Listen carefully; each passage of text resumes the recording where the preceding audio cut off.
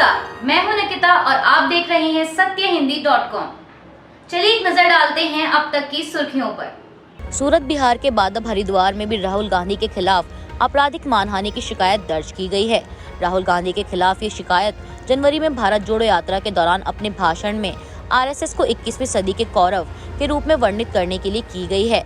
RSS कार्यकर्ता कमल भदौरिया की ओर से वकील अरुण भदौरिया ने शिकायत दर्ज करवाई है और जानकारी दी कि अदालत इस मामले पे 12 अप्रैल को सुनवाई करेगी।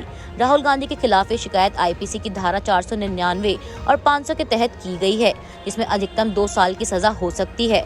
बता दें 2019 में दिए गए बयान के कारण राहुल गांधी को पहले ही सूरत की अदालत से 2 साल की सजा सुनाई गई थी, जिसके बाद उनकी संसद की सदस्यता भी रद्द हो गई थी।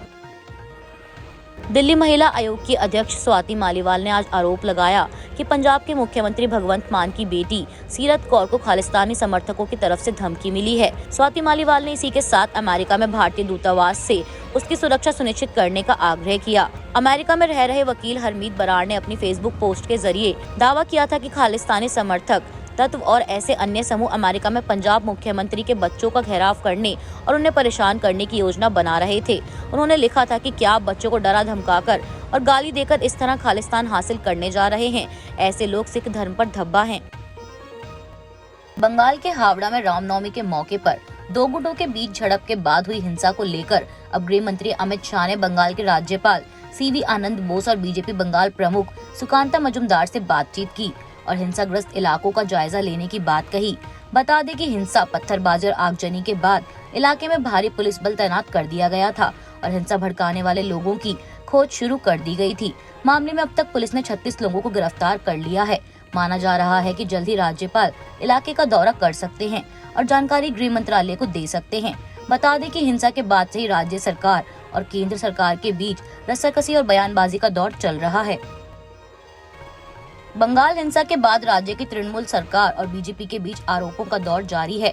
हावड़ा में रामनवमी के मौके पर हुई हिंसा के बाद अब बीजेपी ने इस मामले में कोलकाता हाई कोर्ट का रुख किया है और नेता प्रतिपक्ष शुभेंदु अधिकारी के वकीलों ने एक्टिंग चीफ जस्टिस की बेंच के सामने ये मुद्दा उठाया है और एनआईए जांच की मांग की है, जिसके बाद बेंच ने याचिका दायर करने की अनुमति दे दी और इस पर सुनवाई 3 अप्रैल को की जा सकती है।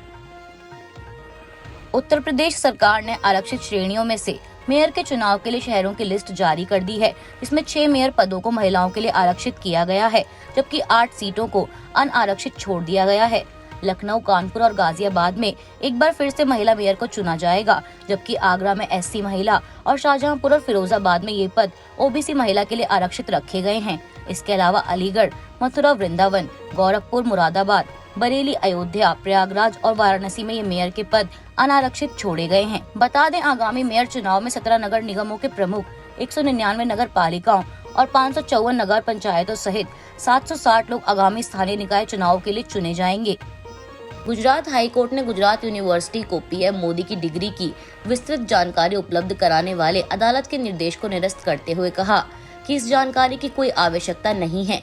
प्रधानमंत्री की डिग्री पर सवाल उठाने के लिए गुजरात हाई कोर्ट ने आज दिल्ली के मुख्यमंत्री अरविंद केजरीवाल के खिलाफ कड़ा रुख रखते हुए उन पर 25,000 रुपए का जुर्माना भी लगा दिया, जिसे केजरीवाल को गुजरात राज्य विधि सेवा प्राधिकरण के पास जमा करवाना होगा। कोर्ट के आदेश के बाद केजरीवाल ने अपनी प्रतिक्रिया देते हुए ट्वीट किया और लिखा कि क्या देश को ये जानने का भी अधिकार नहीं है कि उनके पीएम कितने पढ़े लिखे हैं। कोर्ट में इन्होंने डिग्री दिखाए जाने का जबरदस्त विरोध किया। क्यों? और उनकी डिग्री देखने की मांग करने वालों पर जुर्माना लगा दिया जाएगा। ये क्या हो रहा है? आपको बता दें कि 2016 में केंद्रीय सूचना आयोग ने गुजरात यूनिवर्सिटी को पीएम मोदी की डिग्री की जानकारी उपलब्ध कराने के निर्देश दिए थे। बंगाल और गुजरात के बाद रामनवमी के मौके पर हिंसा की खबरें बिहार से भी सामने आ रही हैं।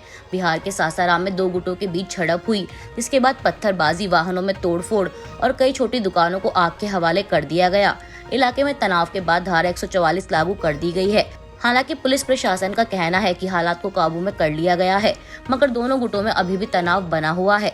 विवाद के बाद सासाराम के गोला बाजार, कादिरगंज, मुबारकगंज और नवरत्न बाजार को पूरी तरह से बंद कर दिया गया है और इलाके का जायजा लेने के लिए DM Dharmendra Kumar, SP Vineet Kumar police बल के साथ पहुंचे हैं। बता दें कल बंगाल के हावड़ा से और गुजरात के वडोदरा से भी हिंसा की खबरें सामने आई थी। दिल्ली की राउज एवेन्यू कोर्ट ने आज आबकारी मामले में सीबीआई द्वारा पकड़े गए दिल्ली के पूर्व उप मुख्यमंत्री मनीष सिसोदिया की जमानत याचिका खारिज कर दी है। स्पेशल जज M.K. नागपाल ने पिछले हफ्ते अदालत के निर्देश अनुसार सीबीआई का प्रतिनिधित्व करने वाले वकील के संक्षिप्त लिखित प्रस्तुतियां और संबंधित निर्णय प्रस्तुत करने के बाद जमानत पर फैसला सुरक्षित रख लिया था। वहीं मनीष सिसोदिया ने अपनी जमानत याचिका में कहा था कि उनको जेल में रखने का कोई मतलब नहीं है और मामले से जुड़े सभी सबूतों को पहले ही सीबीआई ने जब्त कर लिया है। सिसोदिया का कहना है कि मामले से जुड़े बाकी सभी आरोपियों को जमानत मिल चुकी है और जांच में उन्होंने सीबीआई का पूरा साथ दिया है। अहमदाबाद में मोदी हटाओ देश बचाओ के पोस्टर लगाने के मामले में आज 8 लोगों को गिरफ्तार कर लिया गया है। अहमदाबाद की गिरफ्तारियां आम आदमी पार्टी द्वारा प्रधानमंत्री नरेंद्र मोदी के खिलाफ राष्ट्रीय व्यापी पोस्टर अभियान शुरू करने के ठीक एक दिन बाद आई हैं। राज्य की पुलिस का कहना है कि शहर के विभिन्न हिस्सों से अनाधिकृत तरीके से ये सभी आपत्तिजनक पोस्टर लगाए गए हैं। वहीं अब इस मामले ने तूल पकड़ लिया है और अब राजनीति भी तेज हो गई है। गुजरात के आप प्रमुख ईसुदन गढ़वी ने कहा कि बीजेपी की तानाशाही है। मोदी हटाओ देश बचाओ पोस्टर लगाने के मामले में आपके कार्यकर्ताओं को अलग अलग धाराओं के तहत गिरफ्तार किया गया है। ये मोदी और बीजेपी का डर नहीं तो और क्या है।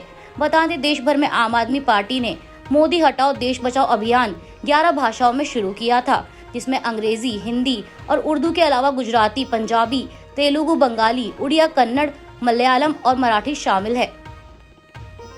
केंद्रीय मंत्री पीयूष गोयल ने आज फॉरेन ट्रेड पॉलिसी 2023 को जारी करते हुए कहा कि 2030 के लिए एक्सपोर्ट बढ़ाने का टारगेट $2 ट्रिलियन कर दिया गया है।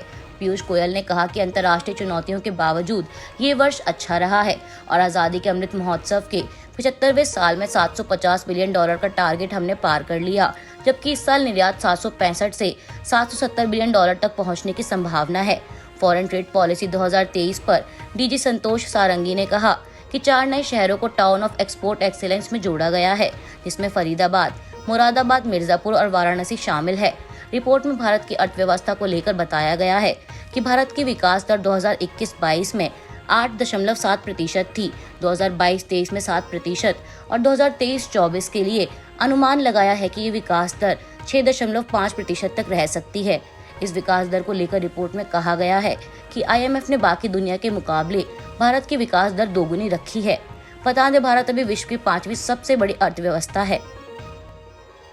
IPL 2023 में आज हार्दिक पांड्या के गुजरात टाइटंस और MS धोनी के चेन्नई सुपर किंग्स के बीच अहमदाबाद के नरेंद्र मोदी स्टेडियम में पहला मैच खेला जा रहा है। टॉस जीतकर गुजरात ने पहले बॉलिंग करने का फैसला किया और चेन्नई ने 8 ओवर की समाप्ति के बाद 3 विकेट खोकर 72 रन बना लिए थे।